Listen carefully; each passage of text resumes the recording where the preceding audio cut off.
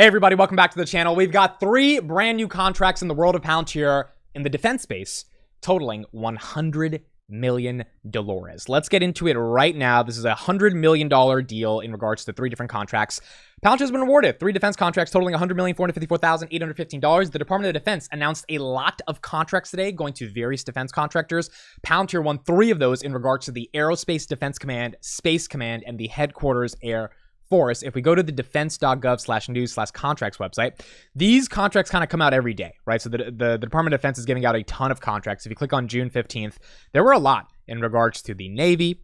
Then you've got the Air Force, you've got the Army, you've got Defense Logistics Agency. I don't know kind of what is special about today. Maybe this is just, it's that time of the year where the Department of Defense unleashes a lot of contracts, but there were a lot of contracts given today, and Palantir got 3 of them. So let's go through all 3 of these. They were data as a service platforms. I'm going to read through all 3 and kind of discuss why they got these contracts, what's the value of these contracts, and then ultimately how sticky this revenue is for Palantir as a defense contractor.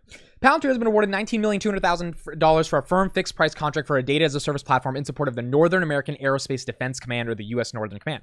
This contract provides for the command and control center to ingest data into the platform from across functional and geographic domains to support ongoing planning and operations for joint all-domain command and control.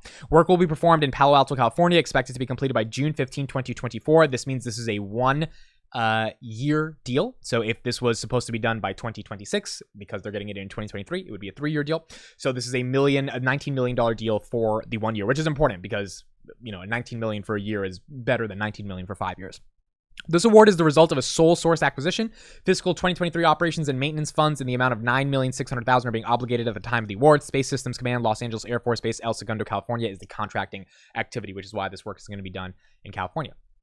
Next one, Palantir has been awarded $32 million for a firm fixed price contract for a data as a service platform for 2 separate mission areas in support of Space Command and Control C2 and mission partners. This contract provides for mission critical space situational awareness and C2 capabilities to operational users at the National Space Defense Center and Combined Space Operations Center through the furnishing of commercial software licenses. Sort of like a lot of the things that go on in space in terms of debris, potential asteroids, the vast amounts of data. I'm oversimplifying it, but this is kind of what Palantir's either founder, ARP, whatever they would be selling them here, would be used for. This contract also provides for support to enable them to the platform to ingest special access program data. Work will be performed in Palo Alto, California, and is expected to be completed by June 15th, 2024. Another $32 million 1-year contract. And again, that's important, because a lot of people say, oh, $100 million, how long is it for? Well, if you already got 51 million of those in 1 year, that means that's, top line revenue for this fiscal year. The award is the result of a sole source acquisition. Fiscal 2023 Space Force Research Development Test and Evaluation funds in the amount of $8,533,000 are being obligated at the time of the award. Space System Commands, Los Angeles Air Force, El Segundo, California is the contracting activity.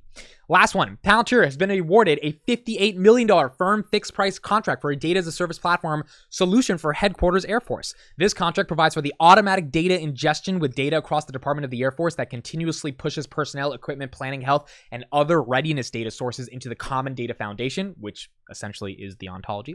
This readiness information is a critical component of HAF-wide decision-making and data analysis. That's what the whole point of Foundry and Palantir software is. Work will be performed in Palo Alto and expected to be completed by June 15th, 2024, which is another 1-year contract for $58 million.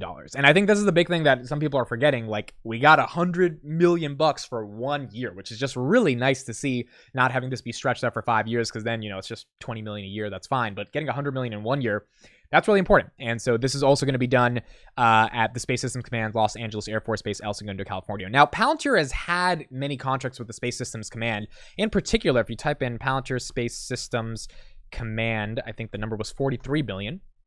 Yeah, they got 43 million on December 2nd, 2021. And this was an additional 43 million extension with the work they were doing with the Space Systems Command. So the reason I pull that up is because it just shows you how incredibly sticky these contracts are. I mean, Palantir got a $43 million extension with the same contracting, with the same agency in the Department of Defense, that they're getting another $58 million from 2 years later. So you get it at the end of 2021, December, you get 43 million.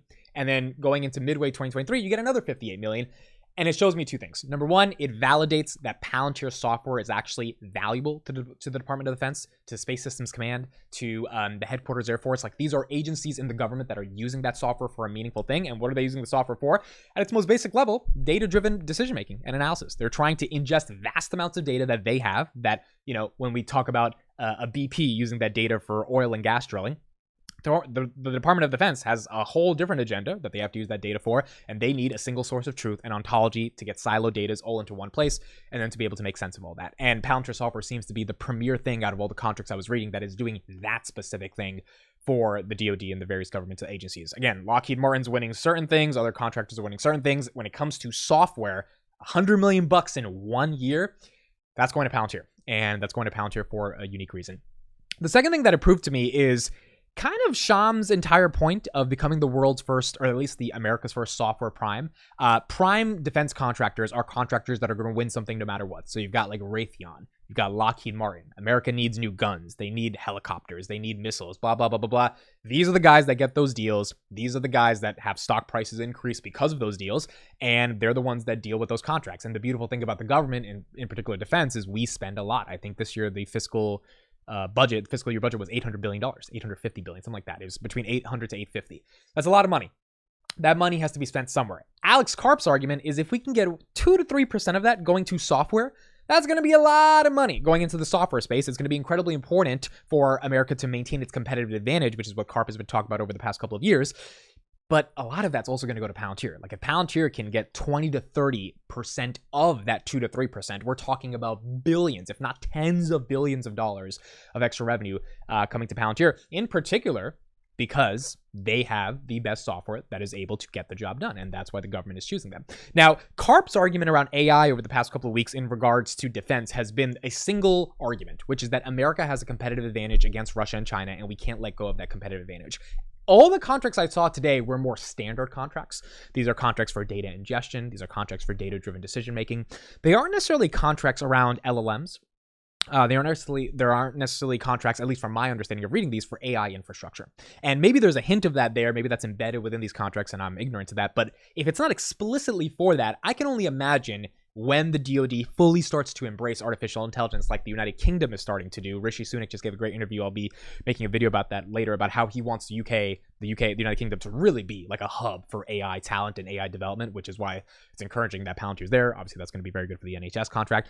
But if the government in the United States really starts embracing AI, especially within governmental agencies at the most granular to macro levels, we're talking about defense to space, you've got a lot of stuff going on. I mean, you've got a lot of potential for at least Palantir to win these contracts and for Karp's sort of prophecy to come true about America maintaining its competitive advantage as the world's greatest democracy. I say that metaphorically. I know some people disagree with that, but in a nutshell, one of the best democracies in the world against some of our adversaries because of the fact that we have a tech advantage, we have a software advantage, and the best software in the world is being created in America. And so we are spending a little bit of that $800 billion on that software, and the inevitable beneficiaries of that software part of the defense spending should be Palantir. This is sticky revenue. This is good revenue. This is revenue that you want your company to get. I mean, this is $100 million that, look, after this 2024, you think they're not going to use the same software? They're not going to pay a little bit more. Palantir is not going to upsell them. They're going to go to some other software company, even though their entire systems are now integrated and permeated with Foundry or AIP, Gotham, whatever it may be. Gotham's more for Battlefield stuff, so probably Foundry and whatever else Palantir is giving them. Are they just going to switch? Probably not going to happen. And if that's not going to happen, then that's revenue we can count on for a while. That's the really good part about being a shareholder of Palantir, because even if, commercial doesn't have the best couple of quarters, you've got this sticky revenue just constantly coming in from the government that honestly can't afford to use something else. They have an unlimited, but when I mean can't afford, they can't afford to lose in regards to not being up to date with technology, given the adversaries we have, and they have an unlimited budget. So the sales process is really easy. You show them it works, and they're going to write you a blank check. So really nice to see Palantir get 3 contracts for $100 million for just this year. Let me know your thoughts on it. Thanks so much for listening and watching. I'll see you guys in the next one.